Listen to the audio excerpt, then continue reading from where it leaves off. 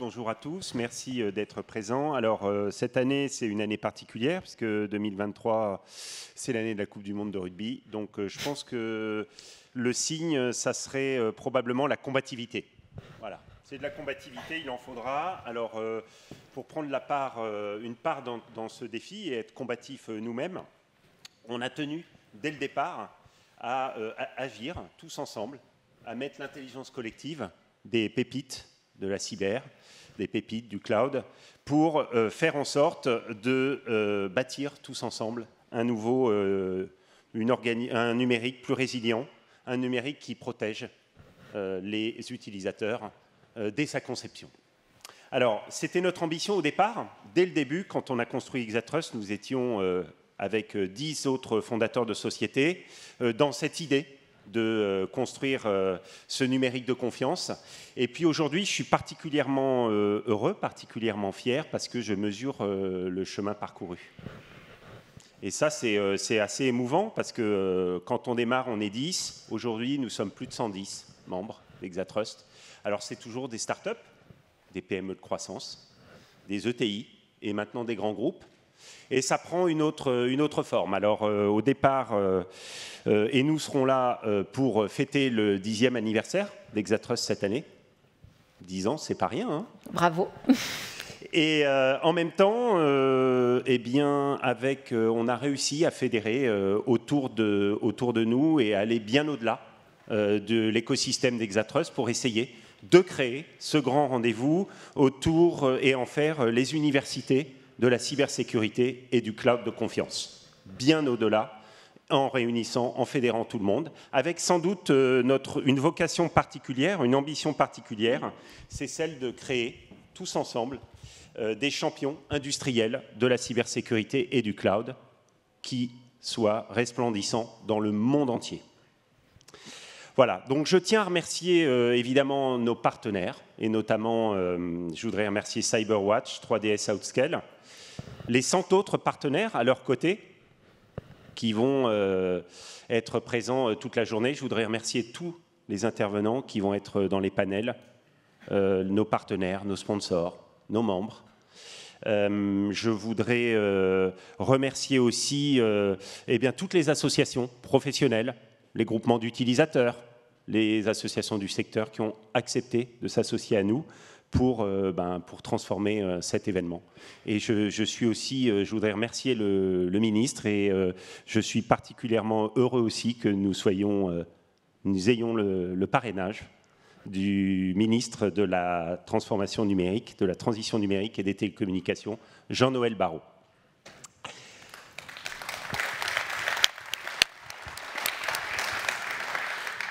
Alors, l'année dernière, nous étions réunis à un autre endroit, mais autour d'un manifeste pour une ambition numérique.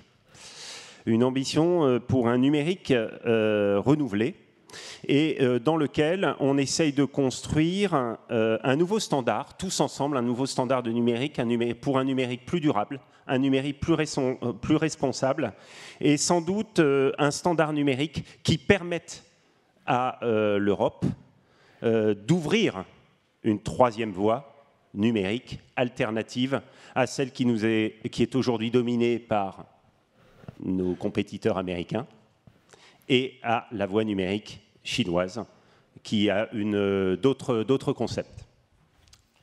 Alors, un an après, on peut être positif. C'est-à-dire qu'il y a beaucoup de choses qui ont évolué dans le bon sens. D'abord, nous avions appelé à plus de régulation. Nous voulions plus de réglementation pour faire en sorte donc de donner un peu plus de temps à l'industrie et construire, on va dire, notre propre vision du numérique. Ce qui est intéressant, c'est qu'avec le DSA, avec le DMA, avec NIS 2 qui arrive, oui, dont on va parler beaucoup aujourd'hui. Dont on va beaucoup parler, oui. Et on va beaucoup en parler aujourd'hui, mais aussi dans les années qui viennent. Oui. Eh bien, on a énormément avancé. Les choses vont dans le bon sens.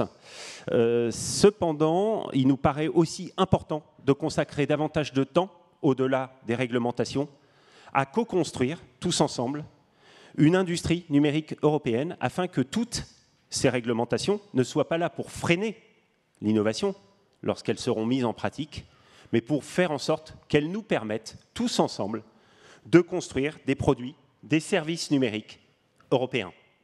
C'est aussi ça l'idée, car l'industrie permettra de prendre le pas, de contrôler, de mettre en œuvre ces réglementations. Un deuxième un élément qui nous paraissait très important, au-delà de la réglementation, nous avions fait un appel à aider les plus fragiles, ceux qui ont le plus besoin d'être aidés en matière de cybersécurité. Là encore, avec France Relance, France 2030, un fonds de dotation a été mis en place de 176 millions d'euros qui a permis de donner une impulsion à l'équipement cyber dans les hôpitaux, dans les collectivités locales, en partenariat avec l'industrie et avec le comité stratégique de filière. Sous la houlette de l'ANSSI, on a réussi à aider les utilisateurs dans la santé, dans les collectivités. Et ce qui est positif, c'est qu'aujourd'hui, c'est le ministère de la Santé qui crée un programme, le programme CARE, on en parlera certainement. Absolument, c'est au programme aujourd'hui également. Qui va venir aider les établissements de santé massivement à se protéger. Troisième peut-être et dernier rapidement, peut-être Jean-Noël, très rapidement, on nous attend. Effectivement. On avait évoqué aussi dans ce programme l'idée qu'il fallait une impulsion politique forte. Nous n'avons pas un, mais deux contrats stratégiques de filière en préparation, l'un autour des industries de sécurité, où se trouve la cybersécurité et le numérique de confiance. Là encore, nous sentons que la France va continuer à avancer, aller plus loin, et il faudra certainement, au-delà de cela, fédérer nos voisins européens pour que tout ceci devienne une réalité largement partagée, que nous construisions ce marché européen. Voilà, donc peut-être que pour démarrer, je pense que c'est important de le dire, cette ambition numérique renouvelée, pour la réaliser, il faut travailler en filière. Donc peut-être ce que je vais proposer, c'est qu'on appelle nos partenaires de l'équipe de France de la filière historique. Avec grand plaisir. À nous rejoindre. Et donc j'appelle Vincent Strubel et j'appelle Yann Bonnet. Donc Vincent Strubel, c'est... Vincent.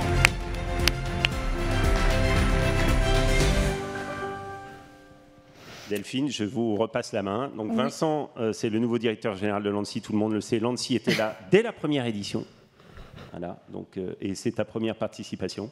Je ne suis plus si nouveau que ça, mais... Voilà. Et Yann, avec qui on parlera certainement du moyen de faire rayonner l'industrie française dans le monde entier. Bon, on va commencer avec les sujets quand même du nouveau à l'ANSSI, le petit nouveau à l'ANSSI. Non, je plaisante, mais l'ANSSI a des sujets majeurs à traiter là pour cette rentrée. Est-ce que vous pouvez nous dresser peut-être un tableau rapide? Rapide, j'ai bien noté le rapide. À l'ANSSI, on a, mais ce n'est pas limité à l'ANSSI, et c'est très bien qu'on puisse en parler ici, parce que c'est des défis qui vont mobiliser, évidemment, je suis très d'accord avec la vision que tu as donnée à l'instant, ça va mobiliser tout le monde. Un défi de fond, que j'ai déjà eu l'occasion de mentionner plusieurs fois, c'est le passage à l'échelle. C'est d'arriver à développer des panoplies de solutions adaptés à tous les autres, tous ceux qu'on a laissés un peu sur le côté jusqu'à présent, parce qu'on s'est concentré sur les gros. Et ça, ce défi, il est toujours autant d'actualité, il va nous occuper pendant des années, et il est transverse à tous les grands chantiers qu'on a en ce moment. Moi, j'en citerai 3 des grands chantiers. Ça ne va pas être des surprises. Le premier, c'est la préparation des Jeux Olympiques et Paralympiques. Un événement qui sera une cible pour à peu près tous les types d'attaquants, une cible très attractive. Là-dessus, on a à la fois un travail de préparation, de sécurisation en amont, en s'appuyant sur l'expérience des parcours de cybersécurité du plan France Relance qui a déjà été évoqué, en s'appuyant sur la chance énorme qu'on a en France d'avoir tout un tissu de partenaires, de prestataires qui peuvent accompagner. On a une opération qui s'appelle Fosbury, ne me demandez pas pourquoi ça s'appelle Fosbury et pas un athlète français, mais qui permet d'accompagner toutes les entités qu'on connaît peu habituellement des Jeux Olympiques, les fédérations sportives, les stades, etc. dans la sécurisation. Les Jeux Olympiques, c'est aussi pour nous ça nous force à nous projeter dans une situation où on pourrait être dépassé, débordé par une vague massive de cyberattaques. Et là aussi, c'est une manière pour nous d'organiser cette réponse collective qu'on sait déjà pratiquer au quotidien, mais qu'on doit encore structurer en faisant appel à des prestataires, en faisant appel au reste de l'État. Deuxième grand chantier, ça a été évoqué, c'est évidemment Nice 2. Nice 2, c'est un changement profond de paradigme, d'échelle, on fait un x10, x20 sur le nombre d'acteurs régulés. C'est un changement de manière de travailler. Là encore, on va explorer des parties de la cartographie des acteurs qui étaient marquées Terra Incognita pour nous jusqu'à très récemment. On doit travailler différemment. On doit travailler. Alors, on va passer plutôt dans une logique d'objectifs plutôt que de mesures très prescriptives, parce que ça passe pas à l'échelle. Des mesures hyper détaillées sur 50 pages avec plein de mots techniques. On doit apprendre à travailler avec un écosystème étendu, les prestataires, mais aussi des acteurs nouveaux comme les CSIRT. On a beaucoup parlé ces derniers temps des CSIRT régionaux, qui sont des acteurs nouveaux, qui donc déchaînent les passions, mais qui sont quelque chose en lequel on croit et qui complètent très bien tout le paysage actuel. Et évidemment, sur Nice 2, on entre dans le dur avec des consultations qui commencent là maintenant, consultations informelles. On aura besoin de vous tous pour nous. Voilà, on n'a pas la science infuse évidemment sur ces sujets-là, donc on aura besoin de vous tous. Et dernier grand chantier, évidemment le cloud, pas un sujet totalement nouveau, un sujet sur lequel la position de l'ANSSI, elle ne change pas à travers les années et à travers les directeurs généraux. Nous, on a la conviction qu'on ne peut pas segmenter ça en plusieurs composantes. La sécurité du cloud, c'est à la fois de la technique, de l'organisationnel, du droit applicable, et que vouloir se focaliser sur une seule de ces composantes, c'est oublier les enjeux essentiels. Donc on tiendra cette position, on la tient à travers Secnum Cloud, on la promeut à l'international.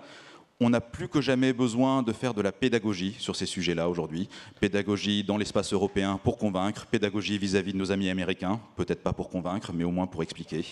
Et puis on a devant nous évidemment des arbitrages toujours subtils, que je suis content de ne pas être le seul à prendre, mais sur la nécessité de combiner des règles claires, mais aussi une capacité à faire d'un écosystème qui doit aussi monter en puissance sur ce sujet. Merci beaucoup Vincent Strubel, merci.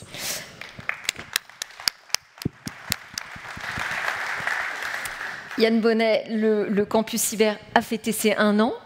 Là aussi rapidement, peut-être un bilan sur cette première année, et puis aussi vos projets, ce qui va vous occuper là dans les mois à venir.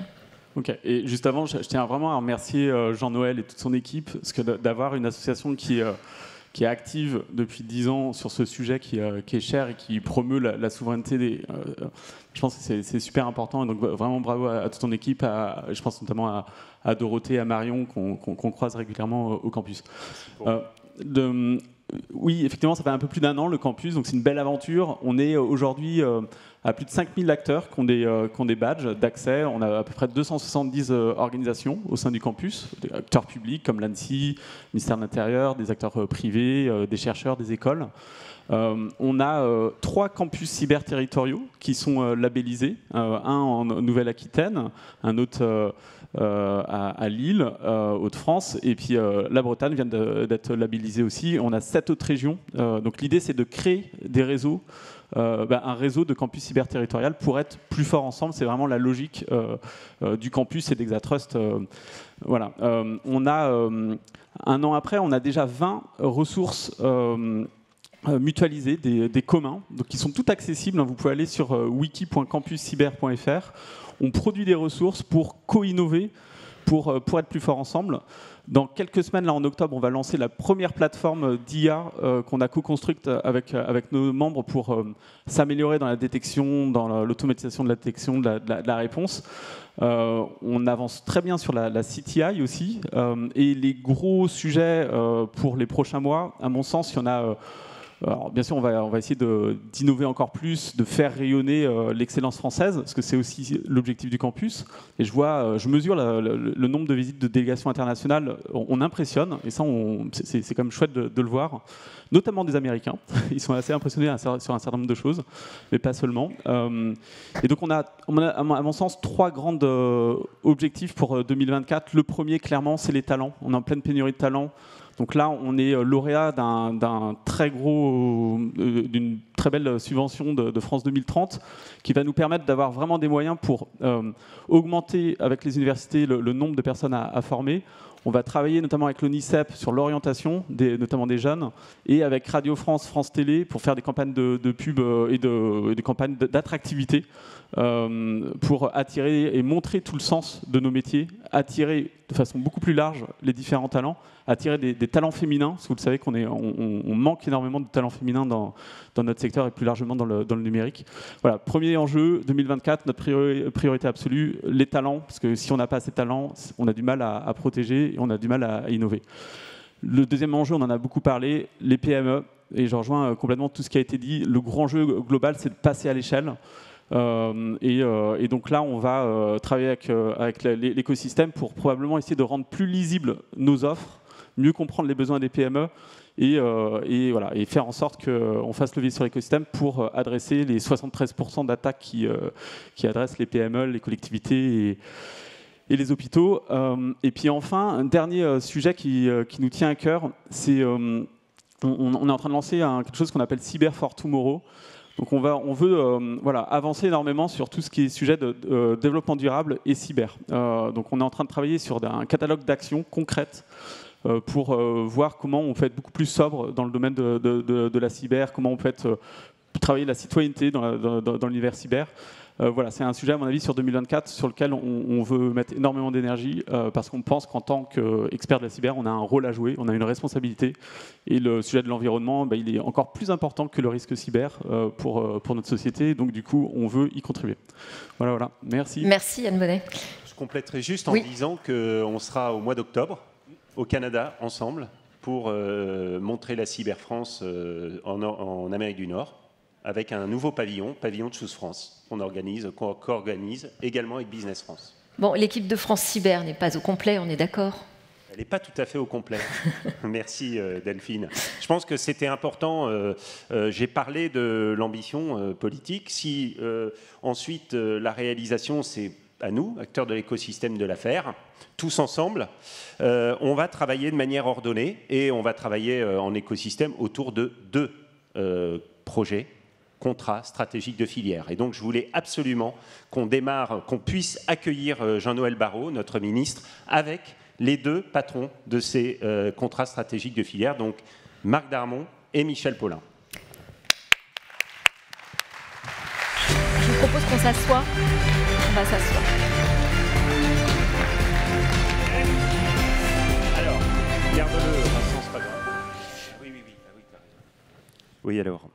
Donc, Marc, c'était important que tu sois là parce que ça fait quelques années qu'on travaille ensemble sur tu es président des industries de sécurité et la cybersécurité se trouve au cœur des industries de sécurité. Tu es fatigué, Michel ? Bon, et donc c'était important parce qu'on va entamer un nouveau contrat prochainement, qui a été finalisé. Nous allons le démarrer avec, on va dire, les équipes de la DGE, emmenées par Thomas Courbe. Et en fait, est-ce que tu peux nous en dire quelques mots ? Bonjour à tous, je vais faire très vite car on a promis avec Michel d'être très court pour laisser suffisamment de temps pour notre ministre Jean-Noël Barrot. L'industrie de sécurité, de cybersécurité, c'est une industrie d'excellence, une industrie extrêmement particulière puisque la valeur ajoutée qui reste dans le territoire est extrêmement importante en comparé avec d'autres filières. C'est 45 milliards d'euros globalement, en 3 tiers, un gros tiers étant la cybersécurité, et avec un grand continuum entre la sécurité physique, la sécurité numérique et la cybersécurité. Effectivement, le contrat de filière est en renouvellement cette année et on change de philosophie sur ce contrat de filière puisque notre objectif, c'est à la fois la compétitivité d'une filière d'excellence, mais aussi faire mûrir cette industrie et ce marché avec plus de dialogue entre utilisateurs et clients et les industriels. Et pour cela, on veut organiser nos projets du contrat de filière. Je ne vais pas résumer 150 pages d'un contrat État-industrie fait de beaucoup d'engagements réciproques. Juste en quelques principes, le précédent était organisé par grands sujets, l'identité numérique, la sécurité, la cybersécurité, des grands événements, notamment les Jeux Olympiques. Et là, on va l'organiser autour de transversalité. Par marché, sécurité, cybersécurité des PME, des collectivités locales, des grands événements, mais aussi par des grands sujets transverses. Par exemple, l'attractivité, la féminisation de cette filière, la transition écologique, qui globalement est un sujet transverse à la filière. On repasse aussi à l'offensive avec des actions de normalisation. Beaucoup de ces sujets d'ailleurs peuvent être mutualisés avec d'autres filières industrielles autour du numérique, dont celle dont va parler Michel dans quelques instants. Et donc, voilà, donc, nous voulons signer ce contrat incessamment. Il est fait de beaucoup d'actions concrètes, des engagements réciproques, État-industrie, faire dynamiser un écosystème avec des grands groupes leaders mondiaux, des ETI, des PME, des startups et le monde académique, avec tous les sujets que j'ai cités là, dont beaucoup d'engagements et d'enjeux de transversalité. Merci beaucoup. Merci Marc, merci beaucoup. Et donc on a beaucoup parlé de numérique de confiance et je pense que c'était intéressant, c'est aujourd'hui un contrat en préfiguration. Michel, c'est toi qui as mené ce travail, peut-être que tu peux nous en dire. Je l'ai mené surtout avec beaucoup d'autres intervenants. Donc bonjour à toutes, bonjour à tous, je suis vraiment extrêmement heureux d'avoir l'opportunité d'être là. Merci à toi Jean-Noël, alors il y a beaucoup de Jean-Noël dans la salle, donc à toi Jean-Noël de Galzin de nous avoir invités sur ce sujet-là parce qu'on voit bien aujourd'hui, et merci au ministre de nous faire l'honneur d'être à côté de l'ensemble des intervenants de notre filière, à un moment où l'actualité aujourd'hui, elle est brûlante à Bruxelles, puis également en France, avec ce projet de loi qui, je crois, fait que dans quelques heures, il y aura des choses à l'Assemblée nationale.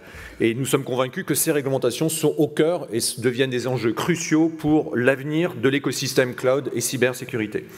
Donc à l'automne dernier, Monsieur le Ministre, ainsi que vous m'avez confié avec Bruno Le Maire, la tâche, pas si simple que ça, de préfigurer un comité stratégique de filière consacré au numérique de confiance. Ce comité stratégique de filière, dont nous achevons ces jours-ci les travaux de préconfiguration, sera, je l'espère, un outil déterminant au service de notre industrie, à savoir les acteurs français du cloud, de la cyber, du logiciel, mais également des technologies émergentes par lesquelles nous ne pouvons pas nous permettre de perdre la main.